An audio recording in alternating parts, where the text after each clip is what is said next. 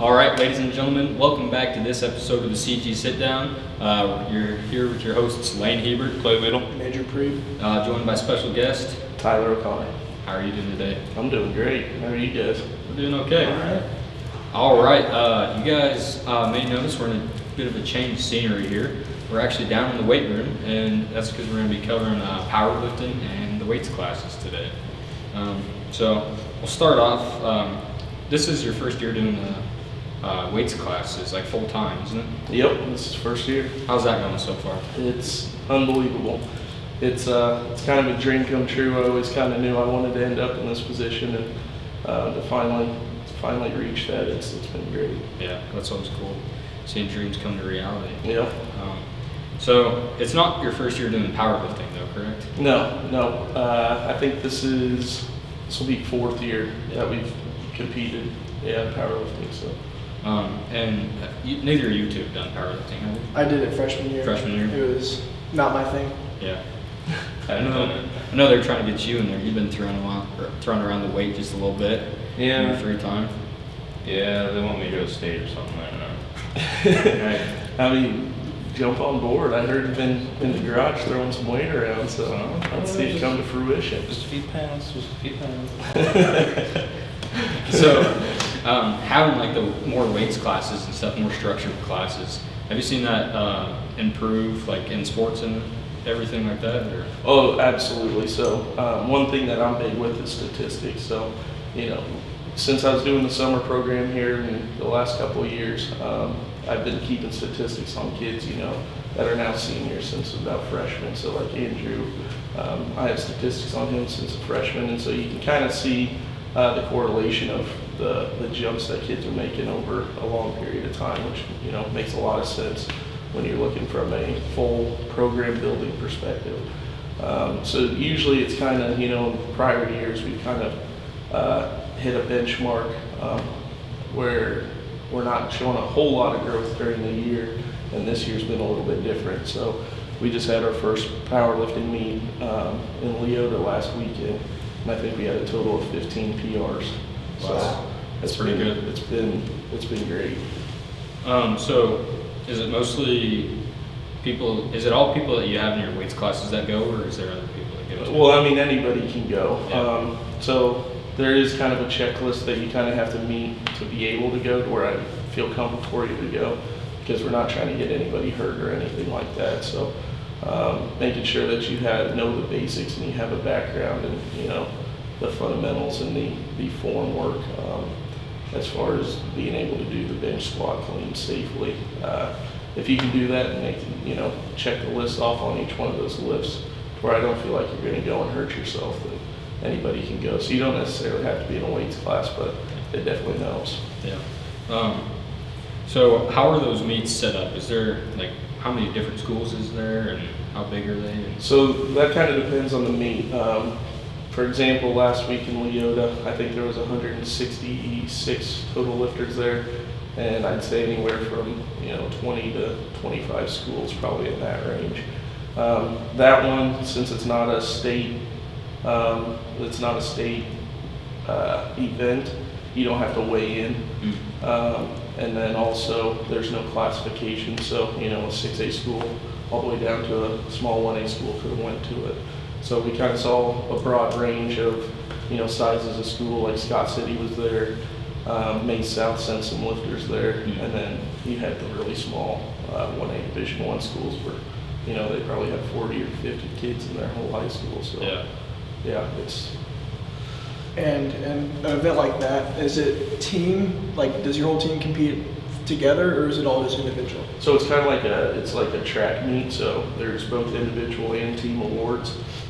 Individually, you get placed and get awarded points for the top so many, depending on the meet, the top so many placements. So you could go there and compete individually and win first in all categories, and then those points are just contributed to a team total at the end, and you can most certainly win that as well. But they usually place top three as a team, one for second, third, for point totals from everybody.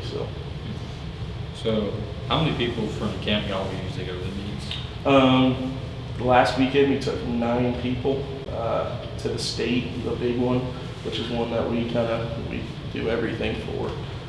We'll probably take north of 30 people for that one.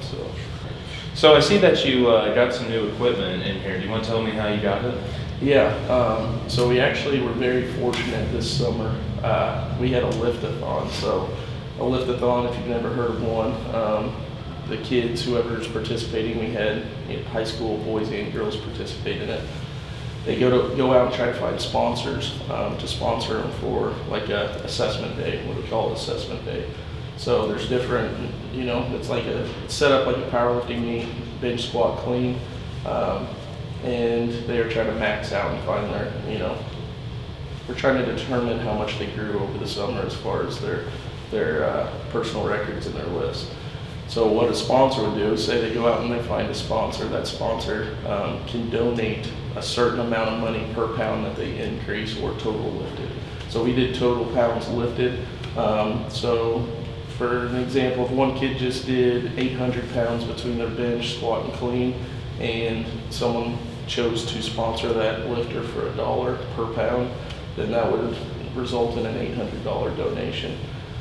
So when we had 40 plus kids going out and finding these sponsors and then competing in the lift-a-thon, it resulted in a very good fundraiser. I think we raised just over $20,000. So with $20,000, you can definitely make that go a long way. So we did add some very big improvements that I know the kids like, but ultimately they're the ones that they raise the money. They're the ones here. We try to make this a good experience for them, so they deserve everything that they get here. And I just look at it as I want to try to get them all the best stuff, and because when kids get excited about it, they want to come in and lift. So it's been good. What's the most beneficial piece of equipment you think you've gotten from that? That's a good question. We got a push sled. So I'd say a push sled in season, we haven't been using it as much. I mean, we still use it quite a bit, but we haven't used it as much as we will in the off season. But that piece of equipment is going to be big. These clean platforms that are right behind you guys, those have been big. We kind of restructured the entire weight room so we got a little bit more space back here, and we were able to bring these 2 clean platforms in to where we kind of get the flow of the whole weight room, improves a little bit with that. So I'd say those 2 things kind of stand over the rest of it. There's one thing that we've gotten that I'm not a huge fan of, that frog thing. Oh yeah, the frog. That thing sucks. Yep. So Jeff Hennick from Oakley, one of my good buddies, he's the one that recommended those. He said that kids weren't big fans of them, so anytime the strength and conditioning coach says that kids aren't a fan of something, that usually means it's a pretty good piece of equipment. So yeah, those are fun.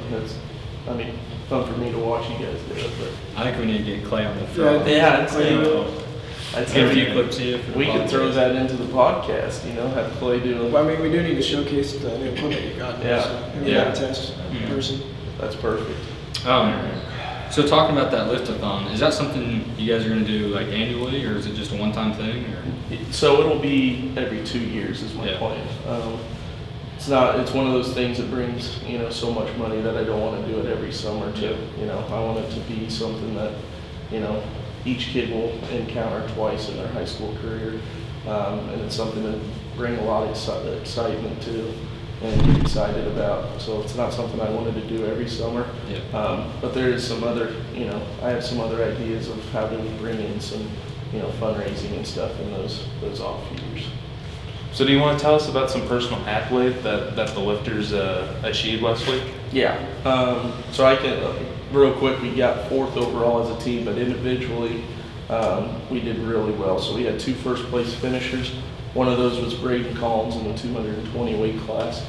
I believe he finished with 2 PRs in the squat and the clean. Squat, I believe he got 475. Clean, he got 325, and then he benched 295. So the only one he didn't win was the bench, but overall he got the first place. The other one is Nick Evans, which Nick, you guys know, he's a pretty special lifter in here. he's lifting in the 132 at state. He'll be in the 123 weight class.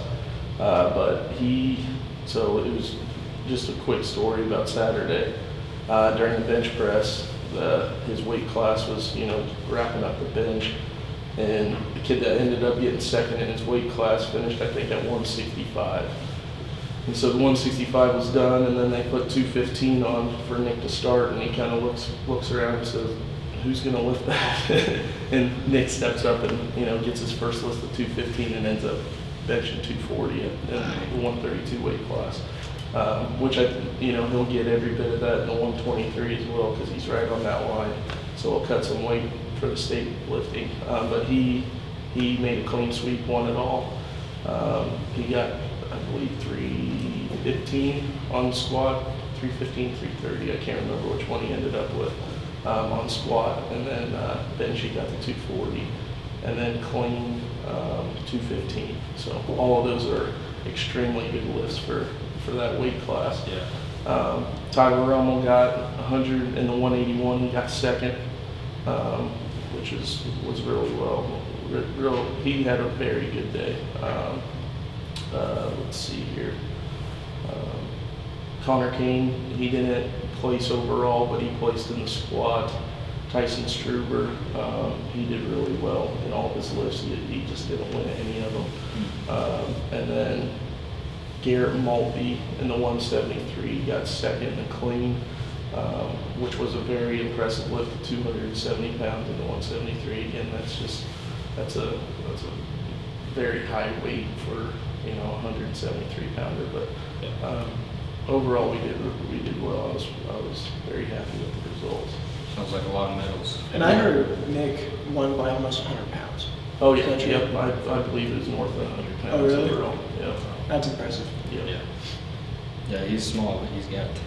Man, yeah, he's impressive lifter. Yeah. But he works hard at it, and Yeah. he enjoys it. So. I'm sure looking at his stats are crazy over the years, starting out. Oh man, yeah. Well, I mean, really, you look at anybody, and it's you'd be surprised with if you're tracking someone for 4 years how much they grow, and you can kind of see where they peaked and their biggest off seasons and stuff like that. It's pretty cool, but his is definitely special. Yeah. Yeah. So you guys take a bus to these powerlifting meets, or how do you guys get in there? No. How do you get there? What's that? How do you get there then? How did who get there? How do you guys get to the powerlifting meets? We don't take a bus. We just take a couple Suburbans. That usually does the trick with these smaller ones, but You know, we'll take have the to man take a van? bus to stay. What's that? The man van? Have you taken the man van anymore? What's The transit. main van? Transit? The man van? Where's the main van come from? I don't know. Oh, Kenzer probably, right? Isn't that where that's from? What? Transit. The transit? Yeah, I know we're talking Yeah, about we the take the transit. transit. How does that come from Kinzer? I was just trying to. Didn't I he was just call his trying to- dad's van the man van or something? I don't think so. Okay, well, cut it out. Don't worry about it, Andrew. That was not a thing. I thought it was. You just invented the main van. So, how do you guys promote yourselves? Yeah, so that's been one of my big focuses, as a strength and conditioning coach here is the promotion because, if the kids are going to come in and work as hard as they do, they need to be promoted. So I knew from the get-go I wanted to have a strong social media presence.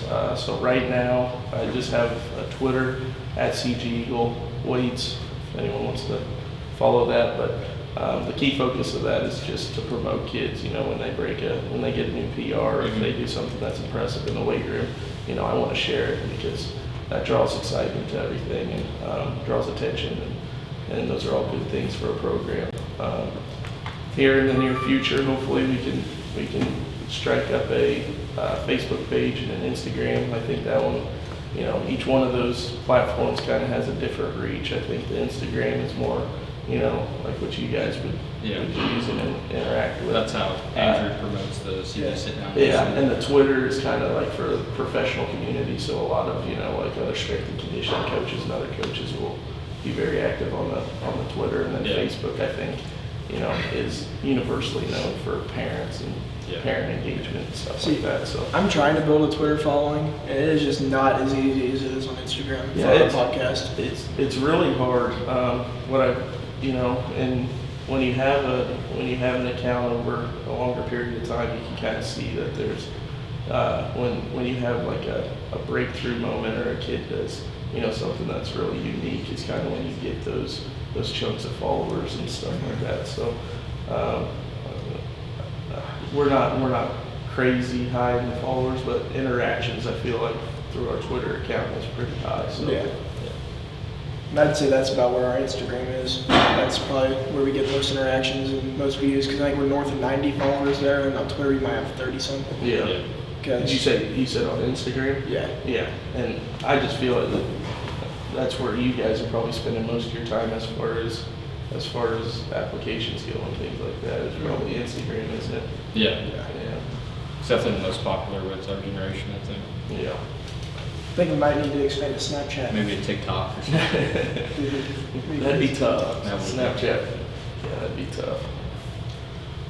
All right. Well, I think we got a pretty good view of what weightlifting's all about and the weights classes and powerlifting. So good having you on. Thanks. Appreciate it. Yeah.